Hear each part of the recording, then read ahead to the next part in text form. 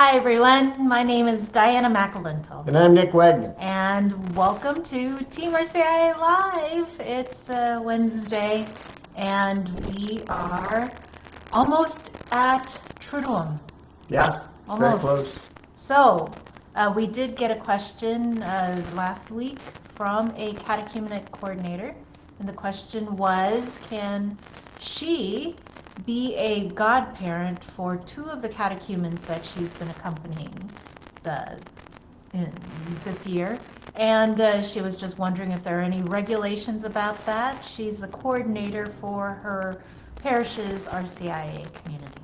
And these two catechumens were apparently so impressed by their leader, their catechumenate team leader, that they wanted this woman to be their godmother. And I think that's quite an honor to even be asked. You're an official godparent for our nephew. I'm an honorary godparent, and it's an important role. Yes. So I think it's a good question that she was asking, and maybe it's something that you might encounter in your own ministry, or one of your team members might encounter. But this is specifically for the director, and so let's talk about some of the things you need to consider before saying yes to that significant role. So probably the first thing we should do is look at the difference between a godparent and a sponsor.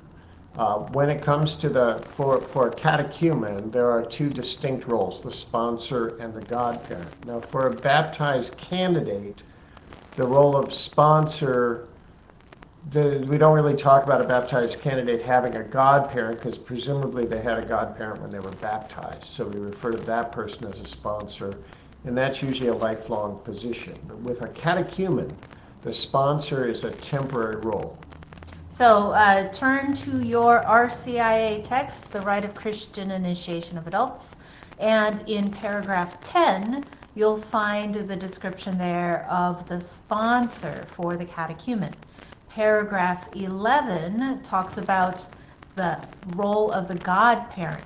And so, first off, the sponsor is a temporary role. That person is selected by the parish community, and they are really meant to be a companion during the period of the catechumen, the period of the catechumenate for your catechumen. And so that period officially begins with the rite of acceptance, and it goes all the way up until the rite of election. And so this person serves as kind of a representative of your parish community for the catechumen.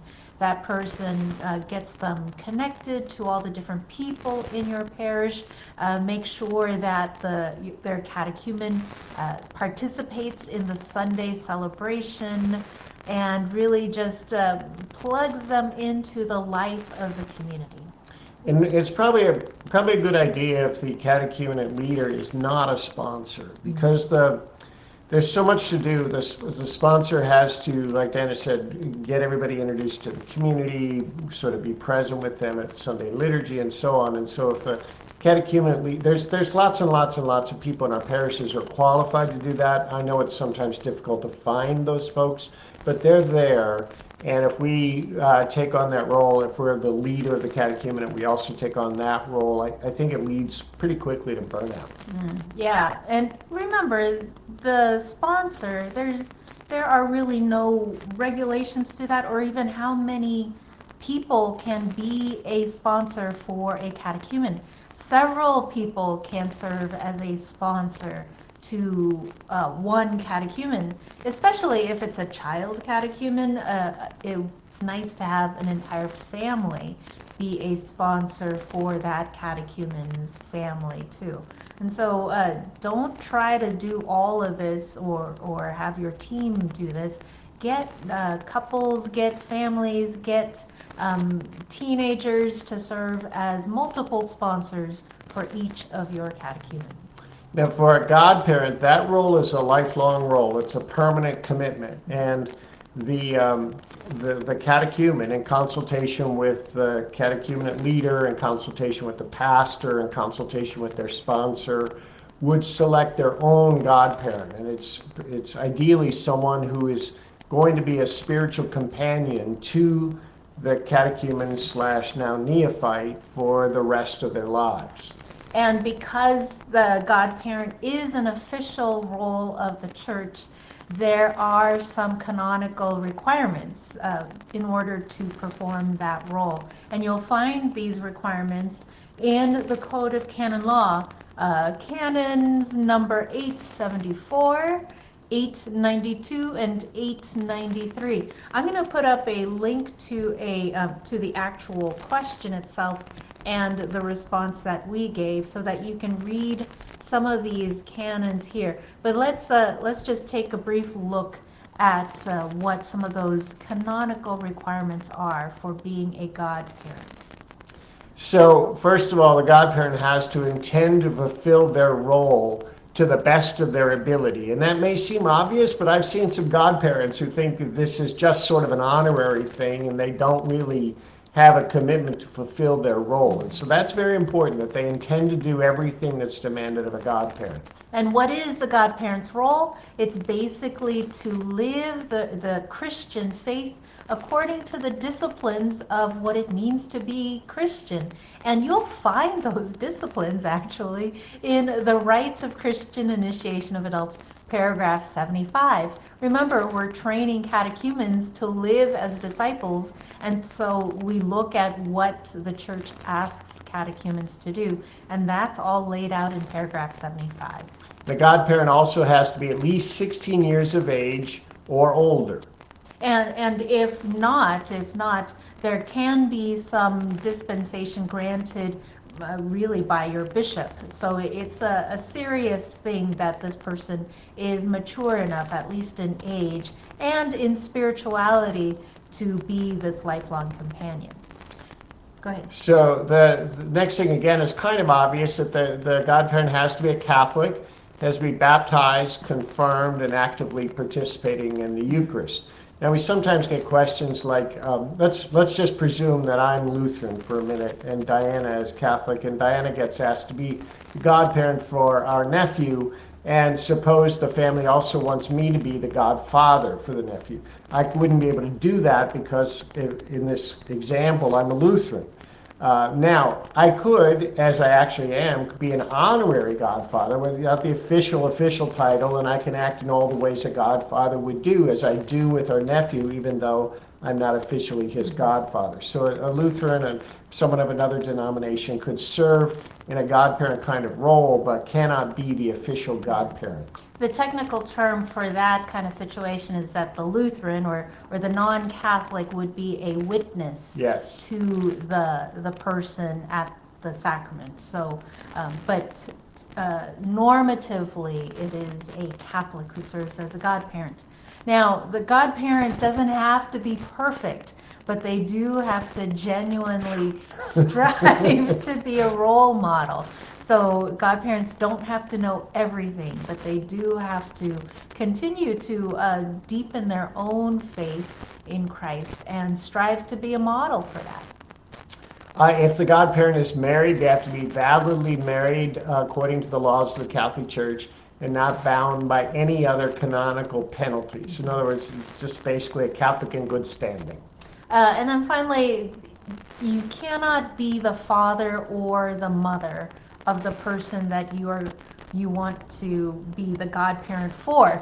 It's really a spiritual co-parenting, and so the parents or the adoptive parents of the person are the parents, and they need a godparent or two godparents to assist them in that role. And this again is a lifelong promise, so you can't just toss it off as something for the next year. It's something that you commit to for the rest of your life.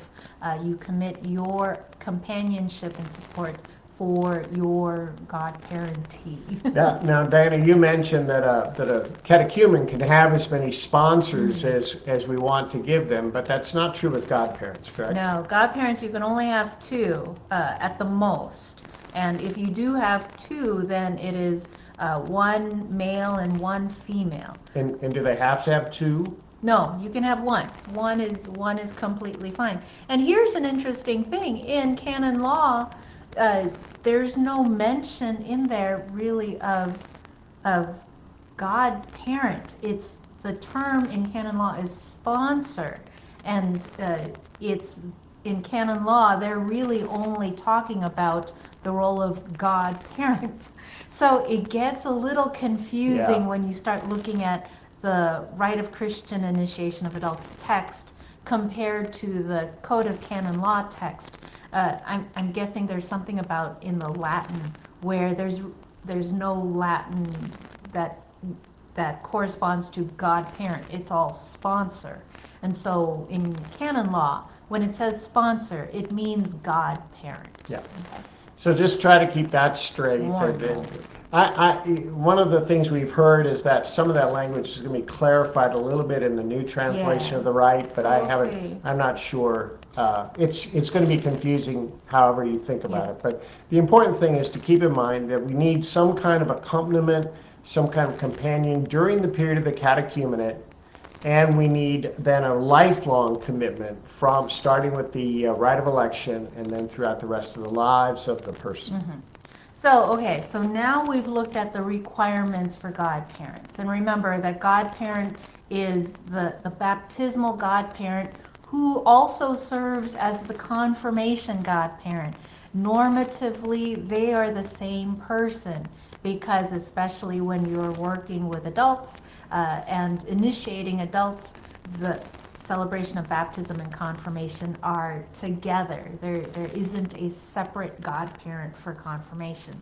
Now that gets changed a little bit when you're dealing with a person who has already been baptized as an infant and now they're celebrating confirmation. Ideally, the baptismal godparent serves in that capacity, but oftentimes that's not even possible or ideal, and so there could be a second confirmation godparent for that specific celebration. And then there is a tradition in some Latino communities to have Pedrinos for each sacrament. So for baptism, and then another set of Pedrinos for confirmation, another set for Eucharist, and so on. And that's all fine, but there only two of those folks can be official godparents in the register, and it's has one male and one female. The rest can be witnesses or companions or honorary godparents or something like that, but only two official godparents. All right, so we've looked at the requirements. Let's look at the considerations, whether or not you should be a godparent if you also have the responsibility of being the catechumenate or initiation coordinator for your parish. First off is just timing, especially if you're being asked now to be a godparent. That's a little question because remember the godparent's role officially began with the rite of election. And so we're already into the 5th week of Lent. Rite of election is typically celebrated on the first Sunday of Lent. And so it's kind of too late to step into that role unless there is nobody else who has done that. Then, that's a completely extraordinary situation. But normally the godparent begins their role at the rite of election. And so the catechumen who is going to be chosen as one of the elect for the upcoming Easter Vigil should be thinking about who they want to select as their godparent several weeks, even several months before they celebrate their baptism. Also, if you're the director of the catechumenate, if you're the leader of all of this, you're going to be pretty busy throughout Lent, and you have all the other catechumens and candidates to be concerned about, and you have to be able to give them enough attention to make sure that they're accompanied throughout this process in a gentle but complete way. And so I guess it depends on how much time and energy you have. Are you able to dedicate enough time to your godchild, to the catechumen that you're godparenting, and do all of your responsibilities as the catechumenate director during this very busy time of the year? Yeah. So some of those responsibilities for the godparents during the season, during the period of purification and enlightenment, are the rite of election, so they need to be present for that. All three scrutinies, so that's the first, second, and third scrutiny that happen on the third, fourth, and fifth Sundays of Lent.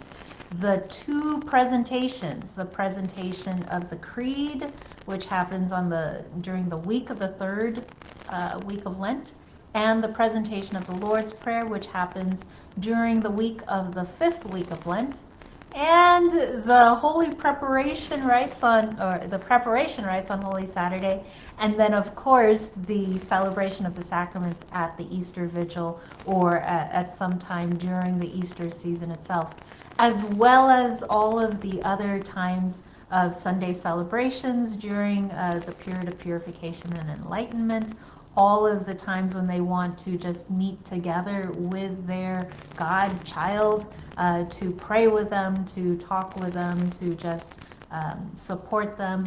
And then everything all throughout the Easter season to participate in the Sunday celebrations with the neophytes, which is basically every Sunday Mass on the Sundays of Easter throughout the entire season, concluding with Pentecost and other celebrations. So it's a lot. Yep. And imagine if you're the coordinator of your catechumenate process, you have lots of other things on your mind. So simply that could help you discern that it might not be the best thing at this moment to become a godparent if you're also coordinating everything else. Now, other godparents who are not involved in leadership in the catechumenate are also busy, also have lives, also have a lot of things going on that could possibly conflict with these prime events. But they probably don't overlap directly in the exact way that they might for you. So it's not to say you cannot do it if you meet the qualifications of a godparent in canon law.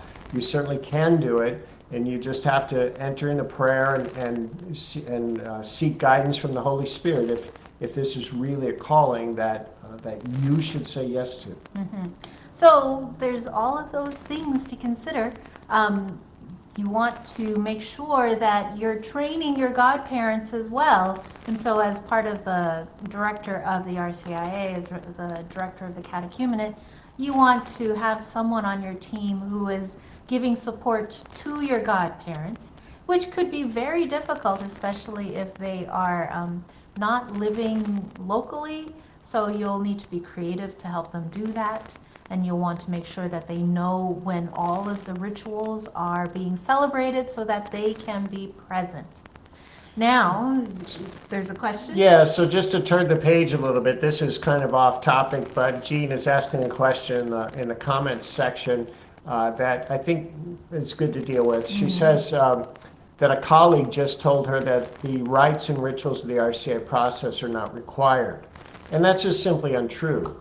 So I've heard that before from a couple of sources, and it's disheartening that Catholics in leadership roles. I heard a priest say this, that Catholics in leadership roles would say that a sacrament of the church we're not required to follow the rituals that are given to us by the church, and that just cannot be true. It just cannot be true. It's like saying that you can be married as a Catholic without doing the Catholic wedding ritual. That's just not possible. Or you can be ordained a priest without doing any of the rites that lead up to that ordination. I mean, there are several rituals that are required if you want to be ordained as a priest. It is the exact same thing if you want to be ordained into the baptismal priesthood of Christ as a priest, prophet, and king through the waters of baptism. All of those rites are required because the rites change the person's status. They officially change the person's status in the church. And so the rite of acceptance changes a seeker into a catechumen. The rite of election changes a catechumen into one of the elect chosen for the sacraments. The scrutinies complete the conversion that has been growing in a person's heart all during their formation. The presentations give the elect the tools that they will need in order to live fully as disciples. Like, why would anyone want to withhold these required rituals for anyone who desires to become a disciple? It's just unthinkable when you think of it that way. These are not suggestions of the church. These are official ritual rites, just as the order of Mass is an official rite. And so we can't toss them out and do something else or do nothing. Now, in the appendix, or not the appendix so much, but the second half of the ritual book, there are optional rituals for baptized candidates.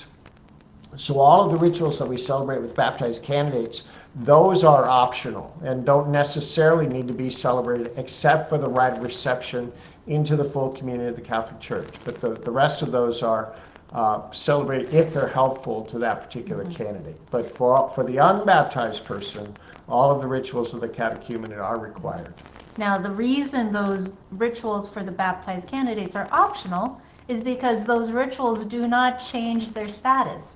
They are already full, complete members of the baptismal priesthood by their baptism. And so these rituals are beneficial for their journey, but they are not required because they don't move the person into a different status through that journey of faith itself.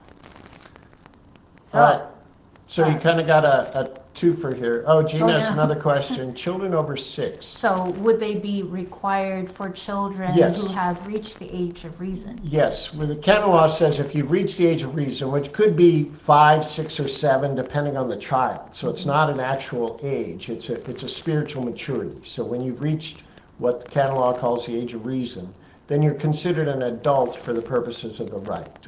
So you would no longer celebrate infant baptism with someone who is about 6 years old. You would celebrate the rituals from the rite of Christian initiation of adults. Yes. Now, people will say, oh, but look, in the ritual book it says optional rites for children. Optional, optional. What is optional is that adaptation of the ritual. What is not optional is foregoing the entire ritual itself. And so the ideal is that the children, those who have reached the age of reason, would celebrate the rites that are given for adults because they are considered adults. And so the normative is to use the rituals that you find in part 1, and as an adaptation, an optional adaptation, you can use the adaptations found in part 2. But not celebrating any of those rituals is not an option. That is not the optional part of the text. It's which adaptation will you use, that's the option, or the norm is to use the rites for the adults. You'll find that, and we're not making this up, this is canon law again, so turn to the back of your Rite of Christian Initiation of Adults text. You'll find some excerpts from the Code of Canon Law, and one of those excerpts, I think it's in the 800s. One of those codes says that all of the precepts that are laid out here for adults pertain as well to children who have reached the age of reason. Wow, lots of stuff. That's a lot for today. Thanks for asking the question, Jean. Yeah, I think that's really helpful. Yeah. So now you know, and so now go tell your colleagues and your coworkers and anyone who says, oh, RCI, don't have to do it. Now you know better and you can help them understand better too. Yeah. Where are we? We are in Minneapolis, and we are probably going to celebrate Triduum in Minneapolis. Yes. And Triduum is, like Diana said, coming up pretty quickly. Yes. So I think we may or may not have one more of these Facebook Lives before Triduum. Oh, but we do have a special gift. We have a free gift for you on a step-by-step guide to mystagogy. We're coming up to the period of post-baptismal catechesis and mystagogy. One thing you'll discover in this guide is the the mystagogical process or mystagogical catechesis is not just for the period of mystagogy. It's a process that we use throughout the entire preparation of the catechumens, but we identify a particular period, 50 days of mystagogy or post-baptismal catechesis, because that's going to be the first time that we have in a sense, the full access to the full liturgy for the catechumens, because they're regularly dismissed before we get to the liturgy of the Eucharist. So now, in these 50 days, we're going to make a great big deal out of the fact that they get to celebrate the entire Eucharist. And this free step-by-step guide gives you actual questions that your sponsors and godparents can ask of their either catechumen or their neophyte, whether an adult or a child, that are mystagogical questions on what the rites that they have celebrated, on their encounters with Christ. So check out that guide. I put the link in the comments box there. There was one other thing that we didn't say about sponsor and godparent that I remembered here, that they could be the same person. The sponsor can eventually end up being the godparent. That's all up to the catechumen themselves if they want their sponsor to serve in that role. So it can be the same person who switches roles at the rite of election from sponsor to godparent. All right, everyone, we're praying for you as always. Thank you for all the great work you're doing in this ministry. Yes, so we will talk to you soon, and don't panic. Everything will be great. All right. Take care. Bye. Bye-bye.